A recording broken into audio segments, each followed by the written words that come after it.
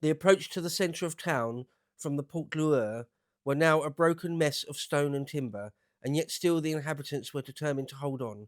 No matter what Henry threw at them, Raoul de Gaucourt and his fellow defenders held out, and they were in turn inflicting serious injuries on Henry's men. Thomas Hostel, a man-at-arms in Sir John Lumley's company, later recalled how at Harfleur he had been hit by a crossbow bolt, which had entered his head, destroying one eye and his cheek. Incredibly, he went on to fight at Agincourt. Just to let you know the time frames in this. Agincourt is in October. That's a terrible injury, that though. To lose an eye, to have your sort of facial bones broken or shattered, and to lose an eye, and to not die in the early 15th century, it is remarkable to not die from that wound. And of course, there were no real painkillers. So, remarkable. Okay, Mortimer goes on. One cannot fault Henry's personal resolution in all this, nor that his brother Thomas in commanding the Second Army on the eastern side of the town. The king continued to make nightly inspections of his lines, encouraging his men and making sure that watches were in place, and the shift pattern for firing the guns was maintained. But several strategic miscalculations were now obvious. One had already been mentioned, that in order to bring about a swift end to the siege using guns, Henry was having to destroy the defences he hoped to gain. So he had miscalculated the determination of the townsmen.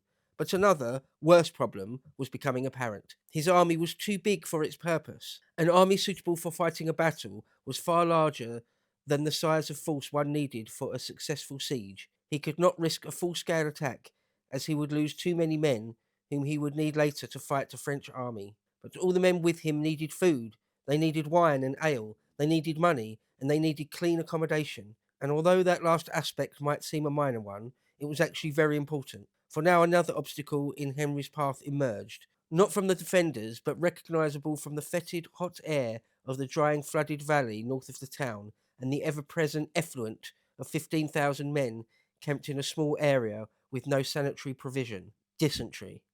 So, disease. Whenever you have, I mean, dysentery is a bacterial thing, but still, any sort of disease, all the way up to the 19th century, all the way up to sort of the American Civil War, the Crimean War, men are more likely to die of disease than enemy fire in a war. And of course, it's the case back in the 15th century when they had no real concept of the germ theory of disease, or no concept at all of it. You know, dysentery will be the start of it. If there's bodies lying around, you'll end up with much worse diseases. In long sieges, sometimes even things like plague can break out, but you might expect things like typhus fever, typhoid, various diseases. Like dysentery is somehow, so amazingly somehow, not even the worst of it.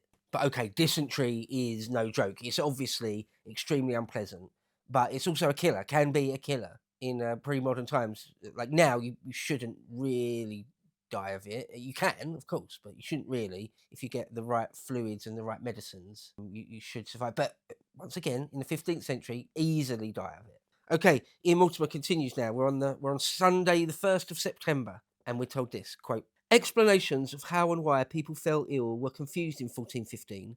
Sometimes astrological predictions were put forward for contagious diseases, planetary alignment leading to a miasma or a polluted environment, which in turn led to pollutants entering the body through the pores of the skin and upsetting the balance of the four humours. Sometimes a miasma was associated with a particularly noxious smell. They often thought, even up to like the 18th century, that bad smells caused disease. And this whole medieval idea of the four humours need to be in balance. Alternatively, diseases were attributed to God's will, either as punishment for a sinful act, as in the diseases heaped upon Henry IV for ordering the judicial murder of the Archbishop of York, or as a means of attaining redemption from such sins. In the latter case, God was supposed to have visited sufferings on people so that they might atone for their behaviour, and, though dying an agonising death, repent by bearing it well and thereby enter paradise. In the case of dysentery, people realised that large camps of soldiers attracted diseases, and that men chose to assemble large armies, so therefore the astrological explanation did not apply. Obviously, God's will did apply, and it could be understood that, through disease, God sought to demonstrate to men that he did not approve of some sieges. In that sense, however much Henry claimed to be fighting a just war and acting as an agent of God's will, the appearance of dysentery in the camp could be seen as a sign that God did not, after all, approve of Henry's war or his cause. Those who were loyal to Henry therefore looked for other explanations and hit on other polluting factors. One contemporary chronicler, John Stretch, presumably writing on the basis of information sent back by combatants, pointed to the eating of unripe grapes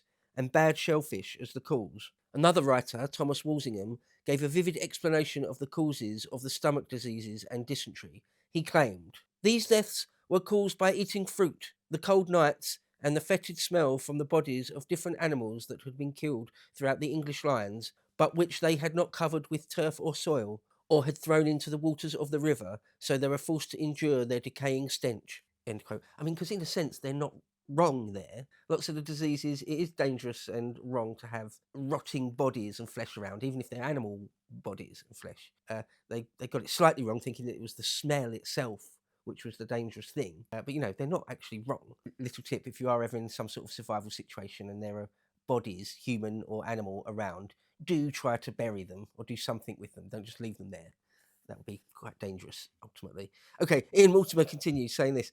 Certainly the presence of rotting animals cannot have helped, especially considering it was an uncommonly hot summer. The 16-year-old Lord Fitzwalter, serving in the company of the Duke of Clarence, became one of the first casualties of the siege, dying on this day. Another factor contributing to the hardship of the besiegers was that they were beginning to run short of food. Although Henry had ordered that each man bring sufficient food for 3 months, in reality, supplies had only lasted 3 weeks. In London today, one Richard Bokeland was ordered to provide 2 ships to convey victuals, food basically, including fish, to the army of Harfleur, and over the next 2 days, 700 marks was assigned to Richard Whittingham to repay him for his expenses in maintaining the siege of Harfleur. The 2 men from Henley were ordered to provide 100 quarters of wheat for the king's household at the siege. So basically, we're beginning to see that Henry V's strategy of taking Harfleur quickly, a key tenet of his plan, it's not happening. It's not falling quickly. That's a problem. Mortimer again, quote, "For those in the town, things were even harder. They had even less food, could not sleep for the fear and the noise of the incessant destruction, and the waterborne diseases were beginning to spread within the town too. Knowing this, Henry sent a herald about this time to invite Raoul de Gaucourt and the other leaders in Harfleur to discuss terms. They came under safe conduct to meet the king. Henry attempted with sweet words to persuade them to surrender the town. He had his title to the throne of France repeated to them too, and his claim to the Duchy of Normandy. But Henry had understood the townsmen's resolve. De Gaucourt insisted that the King of France would not leave the town to fend for itself for long, but would soon arrive with an army. So he refused Henry's invitation. Instead of surrendering, he sent a messenger to the Dauphin, urging that he send an army as soon as possible to relieve the town. The Dauphin left Paris this morning and journeyed to Saint Denis, the royal abbey just north of the city. Here he prayed for victory.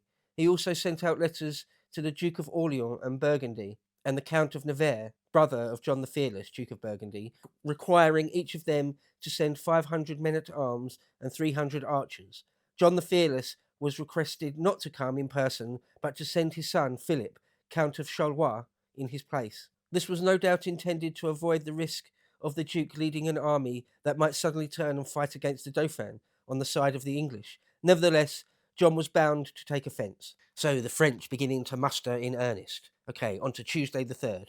Henry wrote a letter to the mayor and jurats of Bordeaux, telling them that he and his company were in the best of health, for which, in all humility, we give thanks to our Lord God the Almighty, hoping that by his grace he will give us, in pursuit of our right, the fulfilment of our desire and undertaking, to his pleasure and for the honour and comfort of us and you. With God's help, he said, the enemy would be less capable of doing harm to his Gascon subjects in future. Alluding to the danger of Norman ships attacking the Gascon wine trade, he asked them to assist Sir John Tiptoft in guarding against any French assault in Gascony. As for himself, he stated he was in need of wine and other victuals, which he asked them to send straight away, promising payment in full on delivery. At the same time, Dr. Jean Bourdieu, Archdeacon of Medoc, who was with the king at Harfleur, wrote a more detailed letter to the Jurade. He noted that the king himself had just written, and gave much more detail regarding the real state of affairs at Harfleur. He stated that, although the fields were still providing the army with sufficient corn, they could not be expected to meet the future requirements of the army, especially as more men were coming from England every day. This alerts us to the fact that reinforcements were arriving, a fact that is supported by careful analysis of the accounts relating to some of the companies with Henry. Bourdieu mentioned that Henry had asked for more wine to be sent. In this respect, he specified that the king required between 500 and 700 tons, and he urged the townsmen to look to this with diligence, stating that Henry wished to come in person to Bordeaux before he returned to England. Bourdieu went on to say that, with the help of the Holy Spirit, he expected the town to fall within 8 days. This was because the defences on the landward side and on two flanks had now been well and truly breached. The town within the walls was totally destroyed. The English had now managed to cut off the water supply below Montivilliers, thereby diverting the river Lézard, draining the flooded area and cutting off the town's water supply. When the town finally fell, the king was not going to enter it, but stay in the fields, meaning he meant to continue his planned march through France. On this, Bourdieu was quite specific. He intends to go to Montivilliers and from there to Dieppe, afterwards to Rouen and then to Paris. Much of this was wishful thinking. Regardless of how long the town held out, it was now surrounded by thick, stinking mud, suffused with inedible fish and animal entrails, bones and excrement. It could only grow more dangerous, especially as the English troops had to trudge through it to get closer to the breach in the walls. The dysentery was not going to go away, and the town would require a substantial workforce to rebuild it as well as to maintain it, and the food was running out. About this time, Henry issued an order via his brother, the regent in England, to the constable of Dover Castle and the warden of the Cinque Ports, to send each and every fisherman with his boat and tackle to Harfleur, there to provide fish for the king's army. The chances of Henry marching on Paris in the near future were non-existent. The messenger who had left Harfleur 2 days earlier had travelled through the night to Paris and then on to Saint Denis to convey de Gaucourt's plea for help to the Dauphin. At first the Dauphin was reluctant to receive him, having other business to attend to, but after the urgency of the situation had been established, the messenger was granted an audience. He had left the Dauphin in no doubt as to the conditions in the town and pleaded for a relieving army. If none was forthcoming, then the town would soon have to surrender, to the detriment of the throne of France. The Dauphin was able to say that a large army was already gathering. The summons of the 28th of August and the letters to the royal dukes of the 1st of September would result in a large force assembling at Rouen. If the town could hold out for a little while longer, the French would drive the English into the sea. There was just one problem. Henry had declared that, after he had taken Harfleur, he would march on to Rouen. We do not know if this news was publicly being circulated. It only appears in the letters sent to Bordeaux. But if the French did not know, then it would have soon become apparent that both sides were going to converge on the same town. Okay, Saturday the 7th of September. The letter from Richard Courtenay to Jean François, carried by Raoul Leguay and confiscated in Montivilliers, arrived in Paris yesterday.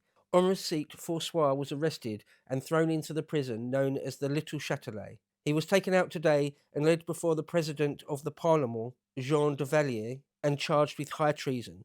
Poor François had been duped by Courtenay. His presence in England that summer, coupled with the incriminating evidence supplied by Raoul Leguay, did not help his case. The old astrologer clockmaker must have been in fear of his life from the moment the men-at-arms knocked on the door. Tuesday the 10th. In Paris, the old king attended a solemn procession and mass in the Cathedral of Notre Dame, praying for victory with the help of God and the intercession of the saints. When this had finished, he travelled to the Abbey of Saint Denis and there heard another mass. The relics of the patron saint were exhibited, and the king was handed the sacred war banner of France, the Oriflamme, which he then passed to the similarly aged Guillaume Martel, Sieur de Baqueville. With that symbolic gesture, France was now at war. If the banner was unfurled on a battlefield, it was an instruction to the French to take no prisoners. Friday the 13th. Another messenger from de Gaucourt reached the Dauphin. This man was called Jouvin Lescaut, and he had originally been smuggled out of the town in order to solicit aid from the constable, Charles d'Albret, who was then at Rouen. D'Albret had sent him with the Montjoy Herald to the Dauphin, who was at Vernon-sur-Seine. The message he delivered was similar to that of the early messenger, only more desperate. Again, the Dauphin promised that his father, the king, would soon be riding at the head of an army, but that is all he seems to have done directly to respond to the appeal for help. Sunday the 15th. A month and a day after the army landed in France, Bishop Courtenay died of dysentery. Dehydrated and feverish, excreting bloody diarrhea, Henry was with him in his tent when he passed away and closed his friend's eyes with his own hands. So, this was God's judgment on him, his ambitions, and his expedition. Henry knew that many people in the outside world would see it that way, and he had lost a great friend, which must have affected his thinking. His judgment was so askew that, wiping the feet of the dead man, he ordered that the bishop be taken to Westminster Abbey to be buried among the kings of England. It was not an appropriate resting place for a bishop of Norwich, but Henry could not see that. Grief, worry, and pressure were clouding his mind. The monks of Westminster did as they were asked, of course, but they could hardly refuse their king and patron.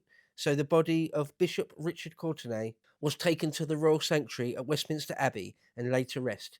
There it remains to this day, in the same grave and in the same coffin as Henry V himself. Just when the king was at this low ebb, the men of Harfleur rallied to drag him down further. The watchmen and guards on the main barbican outside the Port Loire made a sally against the English guard and set fire to the English defences. From his position at Greville, Henry could have left Courtenay's tent to see the smoke of the burning faggots drifting down the valley and the enemy troops attacking his own soldiers. Later, inspecting the lines, he would perhaps have heard how the Frenchmen were shouting insults at the English for being so half awake and lazy. At about the same time, there were barges and galleys in the Seine attempting to break through the English maritime blockade of the town. There seems to have been an attempt to break out from the town, timed to coincide with an attack from the river. De Gaucourt's messengers to the Dauphin and to Albrecht were not only getting information out of the town, but somehow they were getting information back in. So Henry's siege lines are